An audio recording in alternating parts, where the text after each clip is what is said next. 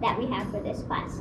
So the very first point for social media is that anybody can use it. As long as you have the brain capacity and know how to use and go about that social media, you're a shoo-in. You got this. Whether that social media is more of a visual base, such as Instagram and YouTube, or it's more of a writing base, such as a blog, anybody is able to start their own social media, whether it's an account or a whole entire blog. Whether it's something simple as just a fun blog in your free time, or something you're very dedicated to and pursuing as a business and a passion. Now, one little minor point when it comes to being able to do your own social media is that yes, anybody can write anything about anyone or any one subject. So yes, we do run along the lines of having fake news and just fake statistics running everywhere through the internet. So you gotta watch out for fake news. The next point we're gonna be talking about is social media breach of privacy. Nowadays, it's easier than ever to be able to figure out and find somebody through social media. All you basically need is their name, maybe their mom's name, their family names, or where they went to school. And basically you're a shoo-in and you're gonna be able to hunt that person down through their digital footprint. Going off the last point of breach of privacy, do you ever feel like you see 1,000 ads a day? Or do you ever feel like you see an ad that really just speaks to you? Let me give you an example. Let's just say you happen to randomly search for cat litter, and then the next day goes by and you really don't think anything of it. But then you get on Facebook and you see 1,000 ads about cat litter. Ever wonder why it happens? Well, it basically happens through an algorithm. Once you search something, everything is connected, whether you want it to be or not, whether it's through the internet or your social media. So they're all connected. So once you search that little algorithm gets a ping and realizes, okay, this person's searching for cat litter. Let's network into their social medias and say, okay, let's get them an ad for cat litter. Basically, algorithms are the way that you see your personalized ads towards you. It's just a vicious cycle of trying to connect people with similar interests, whether it's from hobbies to celebrities, and then pinpointing those certain ads to really get them to click on it and then make money from it. The next point we're going to be talking about is going viral. Now, back in the 2000s, going viral meant you'd post a piece of content and it would get millions and millions upon views. Nowadays, I think going viral is a little more warped and different because there are so many people on so many different sites that there's just so many views being raked in that once you get 1 million views, that's like, okay, yeah, you did a pretty good job, but you're not viral because so many other people are able to reach that level of 1 million views. So going viral, yes, it's still possible and achievable. It's just that going viral has a higher standard today just for the fact that there are so many more users out there. That was just a couple quick points from the textbook. In order to truly understand the power that social media holds today, we must first go into the past. The first major telecommunications device was Morse code, and we can thank that for the basis of all other telecommunications devices and the format for social media. The early 2000s is when social media became the most popular, with creativity and status blogs where people would post their day-to-day events, creative art, reviews, or recipes. Following that was Friendster, MySpace, and soon to follow Facebook. And following that with LinkedIn, one of the first business social media sites to follow. After that, Gmail was established, and after Gmail was YouTube, MySpace was then booming, and then in 2010, Twitter, 2011 with the launch of Snapchat, and Vine, which kickstarted the careers of lots of YouTubers and social media influencers, which we will touch upon later in this presentation. Like Hunter said, with all those other social media platforms, they include advertising. Now, we're only going to touch a little bit upon advertising just because it's such a broad topic and there's so many websites and so many helpful tips and tricks on how to improve your advertising. So if you really are looking into advertising for your social media or for your business, go ahead and check out all those wonderful websites that tell you how. But now we're going to touch upon a little bit how each social media platform does their advertising to get you to rake your money in. First, we're going to be talking about Facebook. Facebook is the most popular way to get your advertising and your business out into the world because it's such a large platform. And it's really good to be able to communicate via personal messaging or having a complete separate group for your business or just for your hobby, because hobbies can also be a source of business too. With Facebook, you can also have the power of Facebook Market, and the whole market is just a whole brand new idea for creating money with advertisements. You can sell anything practically, from baby clothes to an entire car. Facebook has it all. You can communicate, and sell and do ads. Moving on to our next social media platform, we have Instagram, and that is dealing with sponsored ads. With the sponsored ad, the company will pay to get their ad on everybody's feed, making you more likely to click on their ad, aka making more revenue for that company. Also, along with companies, they try to get celebrities and famous people to try to brand their products, whether it's something simple as a face rub or buying a certain type of clothes. So really, they're using celebrities and famous people to try to get you to buy their products also through Instagram. Then we have Twitter, which is similar like Instagram, meaning that they can get an ad and be able to put it on everybody's feed, and then the more likes and the more shares, that ad gets more boosted, making more revenue. But the difference with Twitter is that you're only limited to a certain amount of characters for an individual tweet, making it a little more challenging if you really are trying to brand your company or your business. Next, we have Snapchat, and with the power of a filter, it can make money for a company. Now, companies can get their filter sponsored, whether it's a big event like the Super Bowl or a small event at your local high school. With that ad and filter being into Snapchat, that company is making money. And lastly but not least, we have YouTube. Now, YouTube is a crazy platform for money and revenue with ads. Like every YouTube video just about you see now, every video starts off with an ad. And once that video is started, the very first couple seconds, that YouTuber or that company or that sponsorship is already making $1, whether you view that whole ad or not. Once it automatically starts, that ad and company is making money. Then you can have different types of ads, whether you have an ad that plays the whole time, whether it's 30 seconds or a whole minute, and that makes more money because the viewer is not able to bypass that ad, making them have to look and watch that ad even longer, trying to encrypt them to want to get that product even more.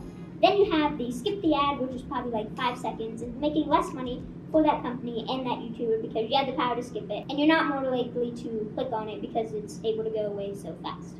Also with YouTubers, you're probably thinking, how do YouTubers make their money? Well, YouTubers make their money by getting views. Around every 1,000 views, they can get a certain percentage of dollars, CPM. And it varies in different locations, whether you're in Los Angeles, it's probably going to be higher because it's a more concentrated area with lots of businesses. And like if you're in Pennsylvania, every 1,000 views is probably going to be lower just because their CPM is probably lower, maybe being around $2 versus $17 all the way in California. So every 1,000 views, your YouTuber is making money. So basically it comes down to the more views, the more money that YouTuber is making. If that YouTuber is very successful and has lots of subscribers and gets millions of views on each of their videos, they're definitely cranking the money in with that AdSense.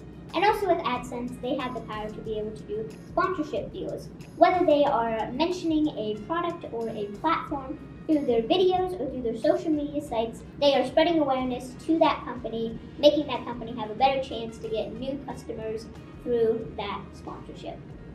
So basically with ads, the whole goal is to make money, get new customers, and make more connections, making your business or your brand out there on the internet for everyone to see with the power of using ads. Continuing off of what Dasha said, in order for social media platforms to make money, there needs to be a face behind the posts. Now, whether this be videos, art, blogs, or just podcasts, general content overall, there has to be someone behind that. And more often than not, these people rise to a sort of internet fame and are known as social media influencers. Now, being a social media influencer is not something that someone can just train for or take a class. It's something that just happens. And it just happens because the content they create, people relate with it, people enjoy it, and people want to see more of it. So therefore, they follow them on social media sites such as Twitter, Instagram, they subscribe to them on YouTube, and therefore they build a follower base. Now, social media influencers have a lot of followers, and their followers tend to look up to them. They see them as kind of an idol or role model. When social media influencers promote a product, they are more likely to buy it because they trust them and they see that they're using that product and it's working, so therefore they're going to do it as well. Now, the same thing can be said if they dislike a product. The followers will be less likely to purchase it, or if they're purchasing it, maybe switch to a different brand or product because they believe that what the social media influencer is saying supersedes what they believe. Social media influencers hold an immense amount of power, and you're probably asking how. It's just one person behind a screen. And that is true. However, again, like I said, people look up to these influencers and they will do what is asked, if they are asked to do things, more often than not, they'll do it. So social media influencers have the ability to make companies, break companies, help people with their career, or hurt them. Social media influencers are idolized people in the internet community. Now, like I said before, no one really tries to become a social media influencer, it just happens. So that being said, a lot of social media influencers have varying backgrounds in education, differing skill sets, and different forms of creative content. Now, some of these people do not have the best education or skill sets, so therefore, some of the things they do may not be ethical or practical. And one of the most recent things is TanaCon.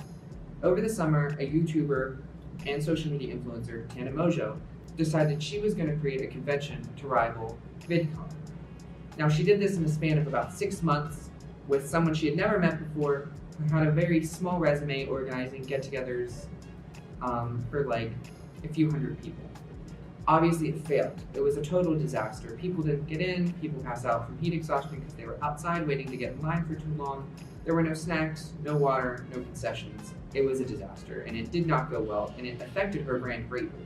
Now, this being said, the question can be raised if that was ethical, and obviously it wasn't. A lot of people wasted money and time getting there, flying into California, taking Ubers, taxis, driving there, getting hotels to stay the night, buying food. It was just a total waste of money and time for these people. Now, this being said, is social media ethical? And there's a lot of sides to this story, as social media is a very gray area, as there's no internet laws protecting us and there's no federal laws protecting us. This being said, we're going to start off with some of the unethical things that have happened recently with social media. The first being the Cambridge Analytica data leak event.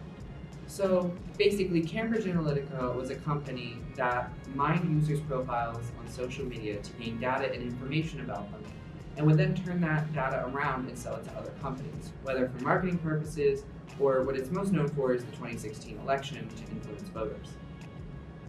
Moving on with that and kind of transitioning with voters and influencing things is fake news. There's nothing on social media that requires anything posted to be truthful. So anyone can post anything, and if enough people believe it, then a lot of people start to believe it. The question is also often asked if social media empowers its users or exploits them. I like to think it empowers, but this is all subject to opinion. I believe it empowers because users are able to align themselves with companies and brands that they support, whether it's for ethical reasons or just because they support or like that brand. Now, they are also able to stay up to date at all times. They're able to see all the information coming in and going with no filter, whether that's a good or bad thing, again, is subject to the viewer. And they are also able to update the world. Social media gives people the ability to share their take on the world. And this has allowed many movements to start and also just show problems that are occurring in the world that otherwise would not be shown on mass media television. It can also be used to exploit its users. Companies may go to a user and see what their current interests and likes are, and then market products towards them, seeing that they fit into their category. It's also unclear of who is targeted. Anyone can be targeted for advertisements, and companies will do that. Then there's the whole idea of users' data. Your data is never private when it's online. This is bad for the user, but maybe good for the career world. Interviewers can see everything that an applicant likes or posts, shares, or aligns with. This could either make or break an interview. If they see that they're liking and sharing posts that may not be appropriate for the workplace, they're less likely to get that job than if they weren't sharing. Then there's also the fact that social media uses cookies. Social media sees everything you search on your internet as long as your history is available. It will then take that and then market ads towards you based off of what you last searched. So whether social media exploits or empowers users is all up to you. However, it does do both. Going off what Hunter said, social media can empower, but it also can be a disadvantage at times. And now for me personally, when I was doing my research for social media, I was trying to pinpoint and figure out, can social media really save your time? And well, the answer is yes and no, because you can save time by looking at one social media site and getting all your news feed at one time. but it also can take up your time by making you spend longer times on your phone than you really anticipated. Now, when I was looking for that topic on can social media save time, I stumbled upon can social media save lives, and boy, I kept finding so many links and articles to this topic. Now, it's a little complicated. Yes, social media can get you down in the dumps sometimes. You don't look like that supermodel, or you're not rich and famous, but we're not really going to look into those points. We're going to be looking on can social media save lives? The answer is yes. And how it does, it is able to get information spread all across the world. So information is being able to be transferred globally. So if there would be anything such as a terrorist attack or a large scale disaster, people would be able to send that information out very easily and quickly with the touch of a button. Another thing of how social media can save lives is now they have virtual doctors. Before, back in the old times, you had to, tell your parents, or, just simply go to the doctors, get an appointment, make arrangements with the doctor, do all that fun stuff of going to the doctors. But now, sometimes you can YouTube a video on your symptoms, or just look up your symptoms in general. Or if you really want to get fancy and intricate, you can even download medical apps where you can talk face to face with real doctors that are able to help with your physical symptoms. Going back with information being able to be spread very easily and quickly, local communities like Loretto are even starting to have their own apps for local fire halls and EMS services. So if something would happen, maybe such as the power going down or a car wreck on a certain road, they'll be able to send out a mass text message or a mass notification for everybody in that community to be able to know to not go down that certain road, or to figure out why their power is out for the meantime. So in general, those are just a couple very quick points on how social media can save lives. Yes, there are negative points about social media, but there are some really great points on how you can get a virtual doctor, how you can spread the word so fast to be able to save people from natural disasters and crises, and also your local communities by just being able to share simple and personal information to that community. So, as you can see, overall, social media can empower its users if they filter through ads and like and share and retweet what they believe. It can also exploit users' beliefs by marketing towards those. It can help companies by effectively marketing towards them. Small businesses are able to create advertising with little to no money. If they choose not to promote it, it's totally free. And big companies have an even better way of promoting their advertising. Influencers have this following of almost celebrity-like stature, and people who follow them will believe them and follow what they say. And then the ethics of social media are very gray, but hopefully in the coming years we will find more of a way to move it from gray to more of a black and white standard of how to act and what to do on social media.